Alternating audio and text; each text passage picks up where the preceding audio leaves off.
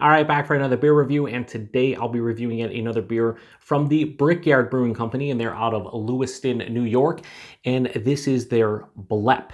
So they're calling this one a New England-style IPA that comes in at 6.5% alcohol by volume. No IBUs listed in the time of review. This can is just under 1 month old. So last week I reviewed their Flat Brim Hat, which was a triple IPA brewed with honey. I picked that one up along with this one at their recent Cask Fest. A lot of fun, and I really enjoyed the Cask Fest. And Flat Brim Hat was a very delicious triple IPA. Now this one I had on cask at the fest itself, and the cask was this beer with whole leaf Sultana hops. So this one is actually, I believe, like a follow-up to their Das Blep, which was a collaboration they did with another Western New York brewery last year, West Shore Brewing Company. They're in Clarence, New York. And I believe it's a very similar hop bill. That one used Galaxy and Nelson Sauvin, and this one uses those two hops along with Vic Secret. It says here on the side, brewed with piles of flaked oats and barley, heavily hopped with Galaxy, Nelson Sauvin, and Vic Secret. So yeah, I really liked the Sultana hop cask. It was really delicious. This one obviously has no Sultana in it, but I'm thinking that I'm going to enjoy this one. To what level? I don't know. That's why we review it, right? So let's give it a crack here. A little bit of an overfill. Pour it into the glass here. Yeah, so that's looking like a New England style IPA for sure. Very murky, very turbid, the whole nine, so to speak. All right, so yeah, wow, that looks like straight up OJ. A darker OJ. I mean, that's very murky, almost milky looking. About a half finger to 3/4 finger of this, I want to say like light tan, but like off-white kind of head. Definitely not straight white. Very creamy looking. Definitely plays the role. Looks like straight OJ, honestly. It's good nose. Wow, yeah, a lot of citrus in this one. Hang on. So a lot of sweet orange, like mandarin orange, blood orange, sweeter orange vibes to this one. There's also like a pithy citrus kind of tone, like a pithy orange, almost grapefruit-esque kind of nose. But then there's sweeter tropical fruits. I'm getting like peach, crushed pineapple, a little bit of a hair on my hat. And then I'm getting, I think, the Nelson kind of influence. There's like this white grape, white wine-esque kind of quality in the back. It's like an underlying note. It's not really big. It has a nice herbaceousness, almost a touch of hop burn in the nose. Like it feels like it's gonna be slightly astringent. Yeah, herbaceous dankness for sure.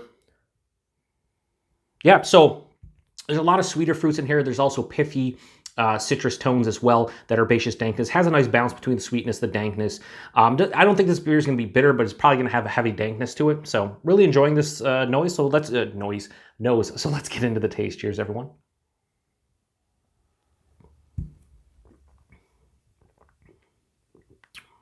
Really nice. The mouthfeel is fantastic. Body in this one for 6.5% is really nice. This is like higher side of medium body. It packs a punch body-wise. Like it's not thin at all. You can definitely tell it's a New England style, and there's a nice hefty body to it, which I appreciate because a lot of 6.5% beers, no matter the style, they're a bit thin most of the time for me. This one, not so much. The mouthfeel, soft, smooth, creamy. It is basically within the New England style, and it's upper echelon. It's so soft and smooth. There's a nice creaminess to it. Pretty much nails the style as far as the mouthfeel goes.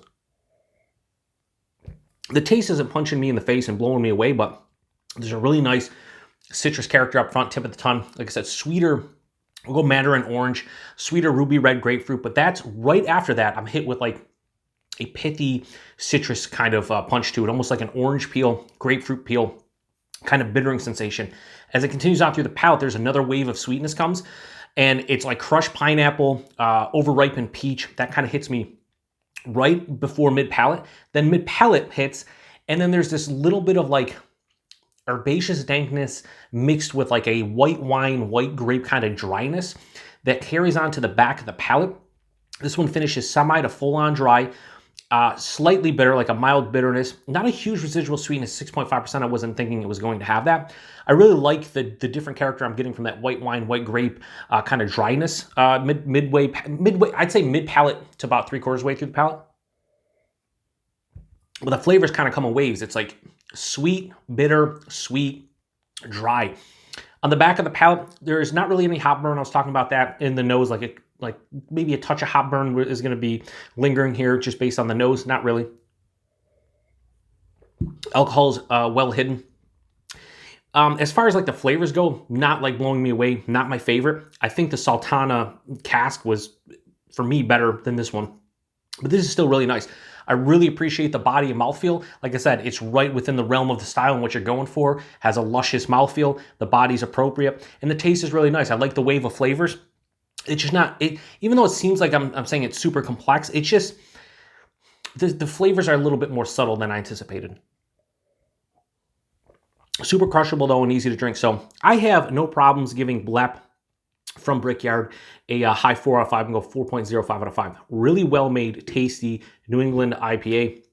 I like the flat brim hat more, but I've been liking triple IPAs more over the last year to about 18 months, and that one just kind of resonated with me more. This one's really nice. This is a nice, like, you know, just, and I've said this before, like a fridge New England IPA or a drinking New England IPA where you buy a couple 4-packs of this, throw it in the fridge. You want something that's lower ABV, 6.5%, something that's going to have flavors and characteristics within the style, New England-style IPA, and you don't have to sit here and contemplate a bunch of different flavors. I mean, like I said, it packs a decent complexity, but it's just the flavors aren't that very bold. Everything I'm getting is very light, but it's really easy to drink and very crushable. So kudos to Brickyard for this beer. Really good. 4.05 out of 5 for Blep from Brickyard. Now, price and availability.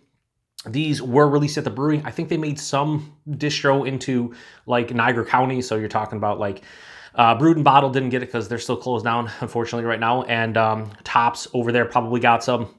Maybe some other local establishments, but I picked this up at the brewery and the price point was $18 a 4-pack. Kind of in the realm what you're going to pay for a 6.5% New England style IPA, usually $16 to $18. So yeah, I have no problem really with the price point and the availability. I mean, it's close to me, so if you're in the Western New York area, you can hop over to Brickyard and grab a 4-pack. At the time that I'm reviewing this, I still think they have 4-packs at the brewery, so right now, it's, you know, by the time you see this, it's going to probably be like 5 weeks old. It's still a good beer, though. I'd still recommend Flat Brim Hat if they have any of that, though, because that's a better beer to me. It's just more in my wheelhouse. So anyway, appreciate everybody stopping by for another beer review, and until the next one, cheers.